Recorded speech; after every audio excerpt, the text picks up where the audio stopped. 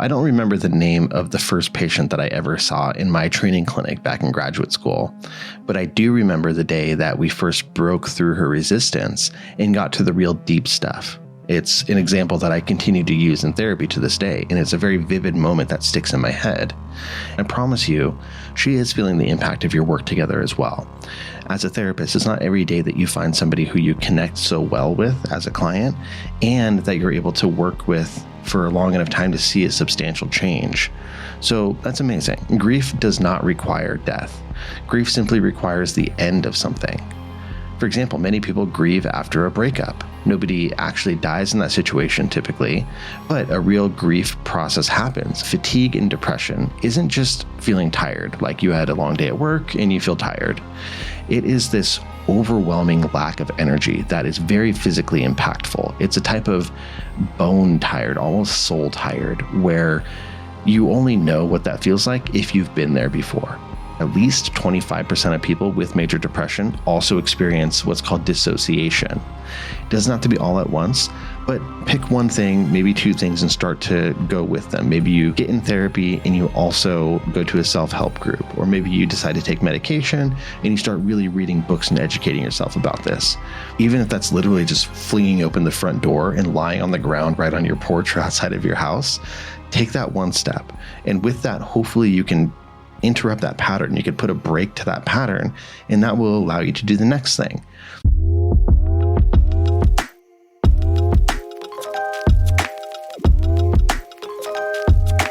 All right. Hello, everybody. This is the Hardcore Self-Help Podcast. I'm your host, Dr. Robert Duff. Thank you for joining me today. It has been a while since I've done a question and answer episode, so that's what I'm going to do today. I have two really good questions for the show. If you would like to send me in a question, please send me an email to duffthepsych@gmail.com, or you can use the contact form on my website, duffthepsych.com. I've had a lot of really great interviews recently, so I'm excited to be able to jump in and actually answer a question that you guys have asked.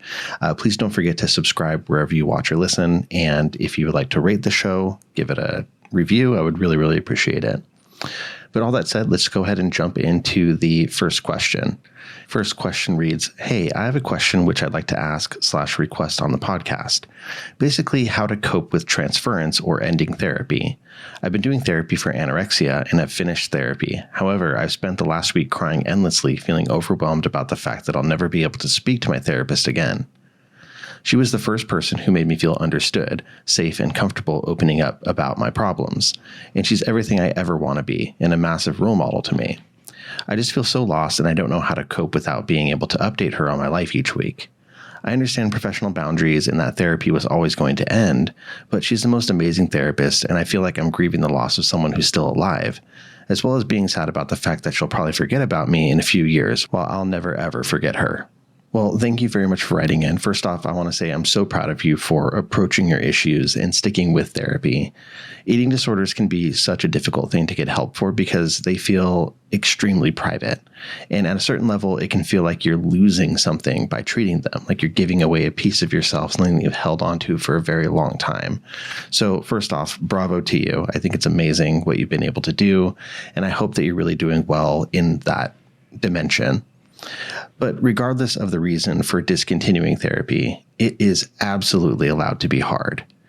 There are a lot of different reasons that you might stop therapy. In some cases, the therapy was intended to end, as you mentioned in the question.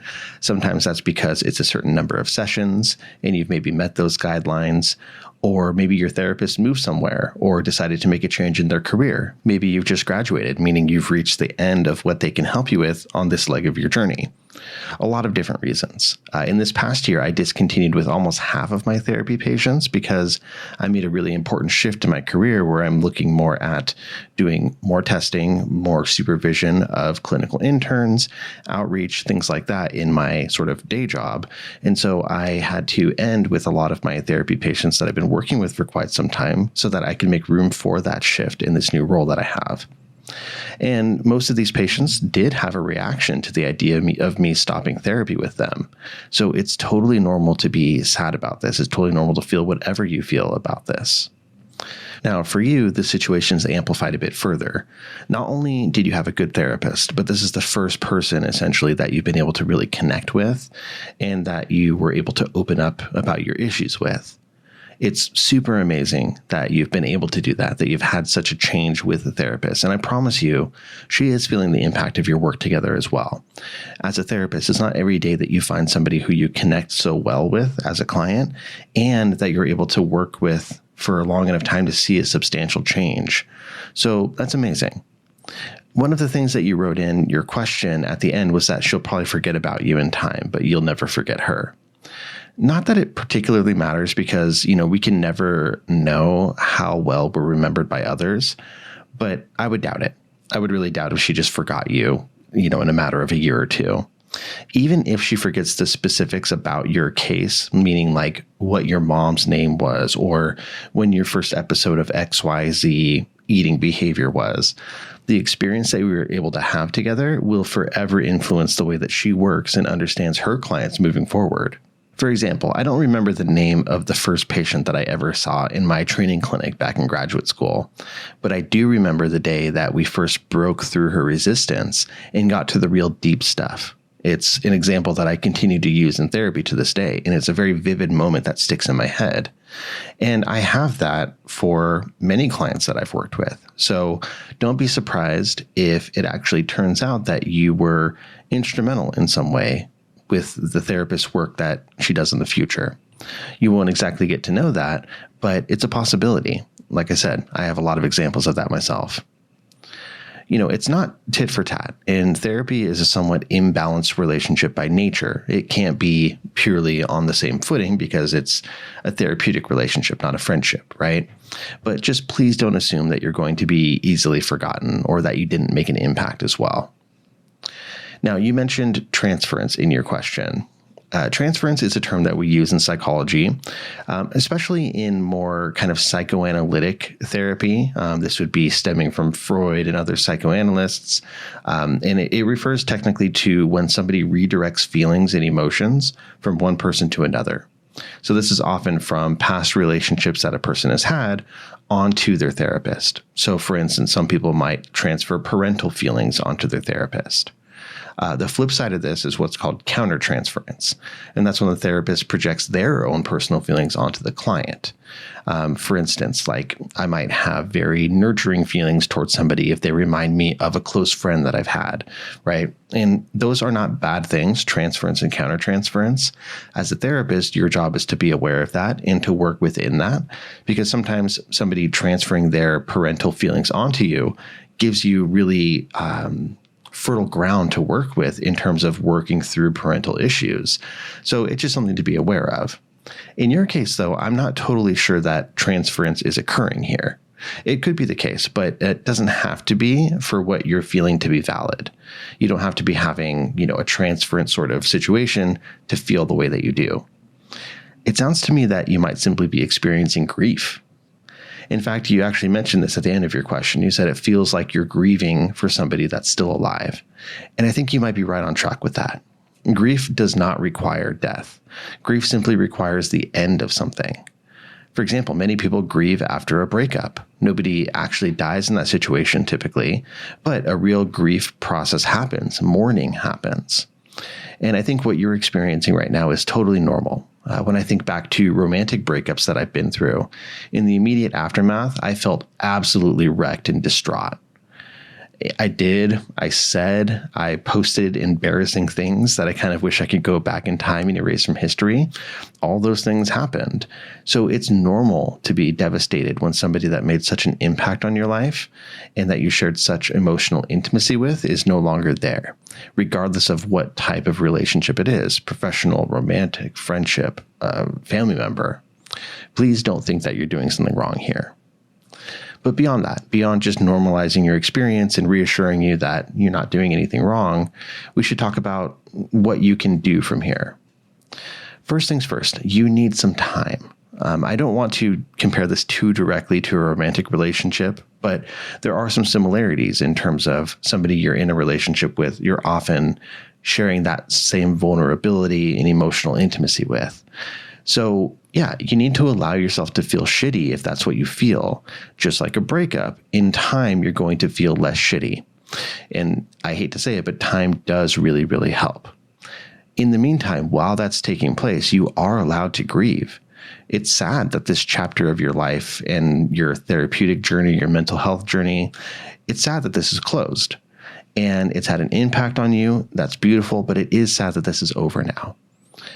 When I'm grieving, like you are in this situation, it helps me to take a step back and consider the scale, right? So let's say, for example, I'm pulling a random place out of my hat, but let's say that you live in London. It's estimated that over 10,000 people provide psychotherapy in London alone, right? So there's 10,000 people that are licensed to provide therapy in just London. So it's easy to assume that you may never find somebody who gets you the way that your therapist did. But when you pull back and think of the scale, is that really reasonable when you've actually only had experience with 0.01% of the therapists in your region alone, let alone the broader region? So chances are you haven't even found the best therapist that you will ever work with yet. As humans, we're really, really drawn to what we call primacy in recency. And that is meaning we put a lot of value in remember the first examples of something and the most recent examples of something. I'm not trying to undervalue your therapist or the work that you did with her, but 20 years from now, she very well may be a fond memory for being the first person that you were really able to open up to, but she may not even be the most impactful therapist that you work with in your lifetime. So all in all, I just want to encourage you to be kind to yourself. It's allowed to be painful. It's allowed to be sad. You will feel better in time. And you'll also have opportunities to grow in different and profound ways with other people if you choose to do so. And that's all part of the process. So I appreciate you writing in. I feel like there's probably other people who are in a similar boat, slightly different personal details, but that idea of losing a therapist and having that grief and that confusion about how to move forward from it, what to do with all those feelings. So I hope these thoughts were helpful to you, and best of luck. All right, and on to the second question. It reads, I'm wondering if you've done or would consider doing an episode on the physical symptoms of depression.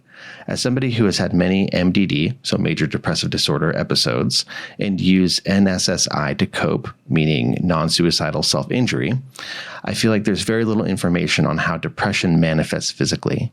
Most of the information available online just says that you can feel tired and get headaches. I think more information on this would make myself and others feel less alone. Thanks for all you do. So yes, thank you for writing in. The term you mentioned, I want to define that. So you said NSSI, and as I mentioned, I believe that stands for non-suicidal self-injury, unless I'm understanding incorrectly. I hope not. But yeah, NSSI is stuff like any self-injury, cutting, scratching, burning, hitting, otherwise physically causing yourself pain, but without the express intention of ending your life, which is the non-suicidal part of that. NSSI is something that a lot of people deal with, and sometimes people with depression will use it as essentially a coping strategy to feel a momentary respite from the deep symptoms of depression that they're constantly plagued with. In other cases, it's an attempt for people to feel control over their life and potentially control over their own body. When I was a pre-professional, so when I was in, I don't know, maybe it was college, maybe even late high school, I read a book called Skin Game by Caroline Kettlewell. And this is a book that I would not recommend somebody who is actively struggling with cutting or NSSI necessarily read, because it is vivid and it could be potentially triggering, but it's a really, really great book to understand what it's like to be somebody that struggles with this non-suicidal self-injury. I pulled a quote when I was going through and preparing for this question, and one of the quotes from that book reads, I cut to quiet the cacophony. I cut to end this abstracted agony, to reel myself back into one present and physical whole. Whole blood was the proof of her tangibility. So I really, really like that quote. It highlights this important aspect of depression, which is the tendency to feel disconnected from life and disconnected from one's own self.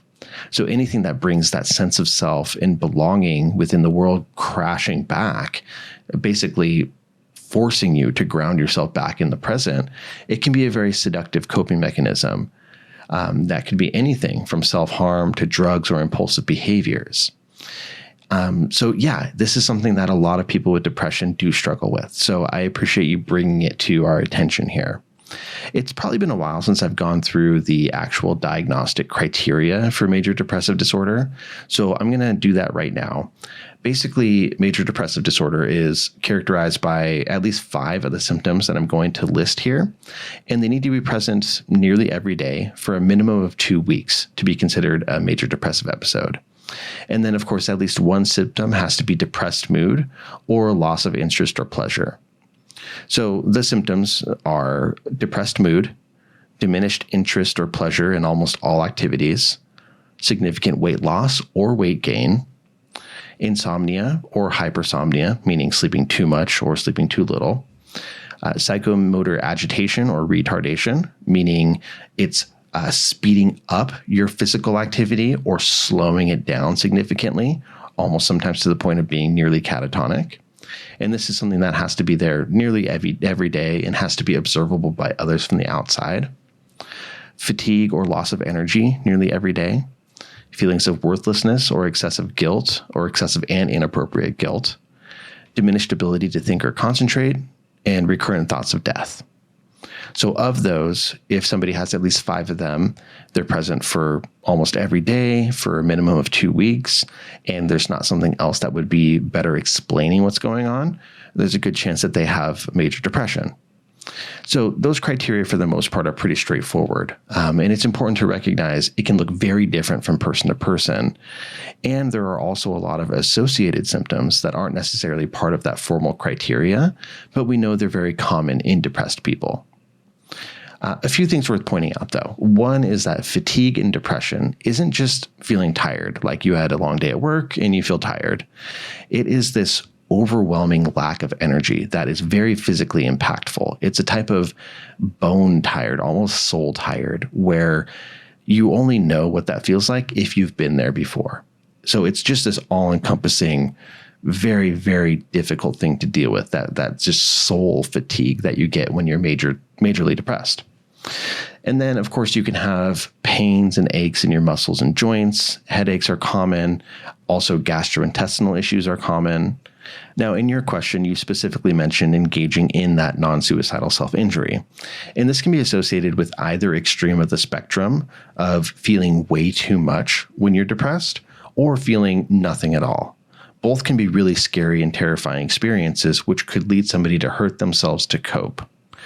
Research out there estimates that at least 25% of people with major depression also experience what's called dissociation. And this is when you feel disconnected from reality. It could be feeling disconnected from your own body or disconnected from the external world. So when you're feeling disconnected from your own body, this is called depersonalization. And this is when you feel like you're on autopilot, like you're not really connected to your body. You're going through the motions and you know things are happening, but you don't really feel like you're in the driver's seat. And then derealization is feeling like you're disconnected from the world. You could certainly have both at the same time, but when you're disconnected from the world, it might feel like you're looking at the world through frosted glass or from very far away or something like that.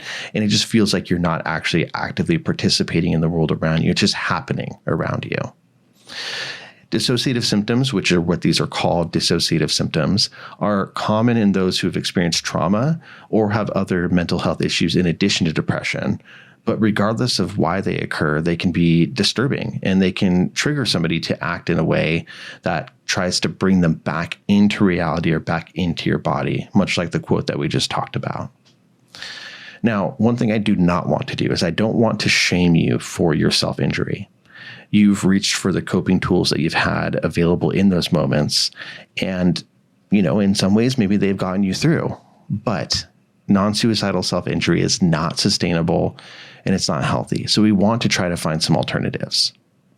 So some things that you can do. A good one is to use the same sort of sensory shock, the same sort of thing to get you back into your body, but to find it in other ways.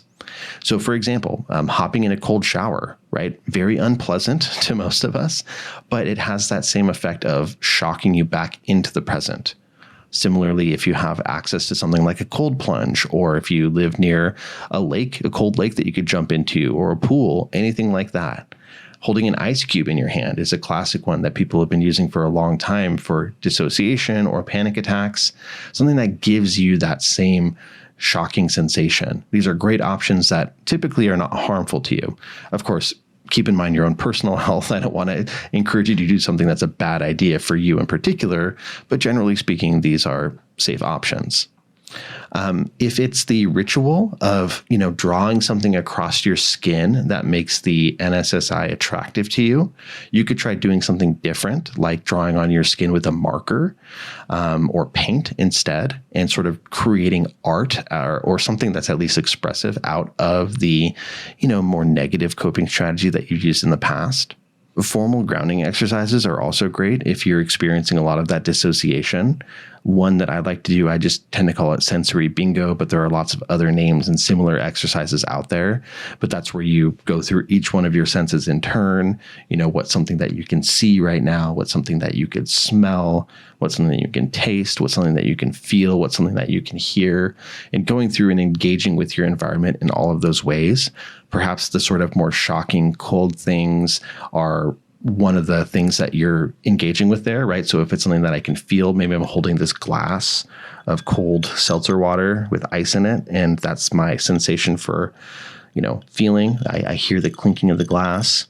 I have some orange peel in there, so I can smell, a little bit of subtle orange. I have some pictures on my desk and the light in front of me, some plants around that I could look at, and I could, of course, take a taste.